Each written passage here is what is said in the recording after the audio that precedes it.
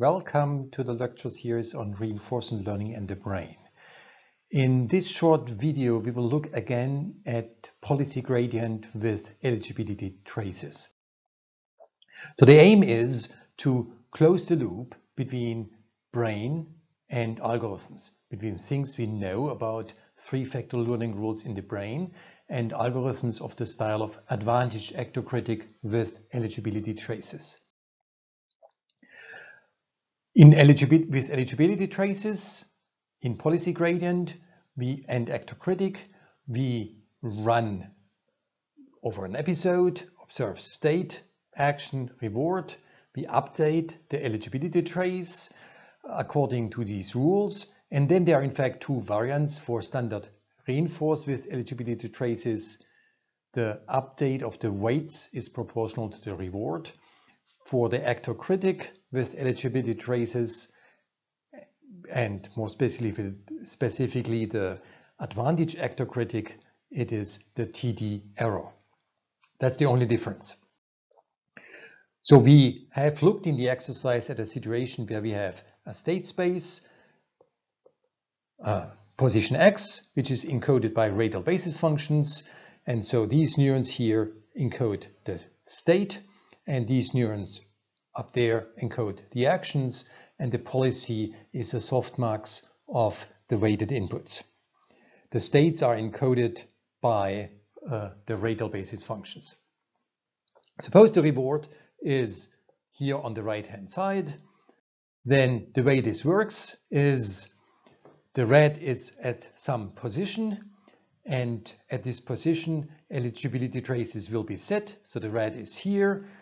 We calculate this, we see the update, and this is what comes out of the exercise, is proportional to a presynaptic factor and proportional to the activity of the postsynaptic neuron.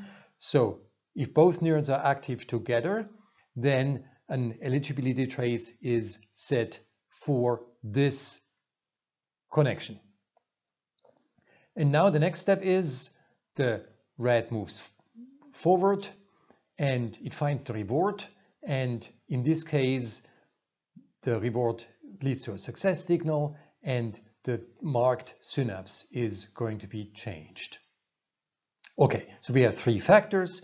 We have the success factor, which comes in via this delta, and we have the two factors pre and post.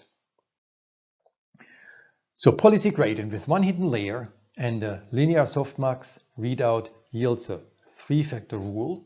The eligibility trace is set by the joint activity of pre- and postsynaptic neurons. The update happens proportional to the eligibility trace and the third factor, and the third factor can be either reward or TD error, in which case we are in the situation of the Advantage-Actor-Critic. Now, just remember the presynaptic neuron here represents the state and the postsynaptic neuron the action. So it's a true online rule. We run over different states. It could be implemented in biology because we have three-factor rules. It can also be implemented in parallel asynchronous hardware, and it's really a non-von Neumann compute paradigm.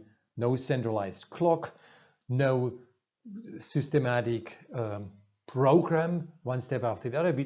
Actions are just taken, states are encountered, and you always update according to these rules. So we have made the link between algorithms and the brain, and between algorithms and sort of a brain-style compute paradigm that is non-von Neumann if it's implemented in a very distributed fashion. The only difference between the two three-factor rules from reinforce and from the Advantage-Actor-Critic is the way the reward is integrated. So the question is, in the brain, are updates proportional to the reward, or are they proportional to the TD error delta?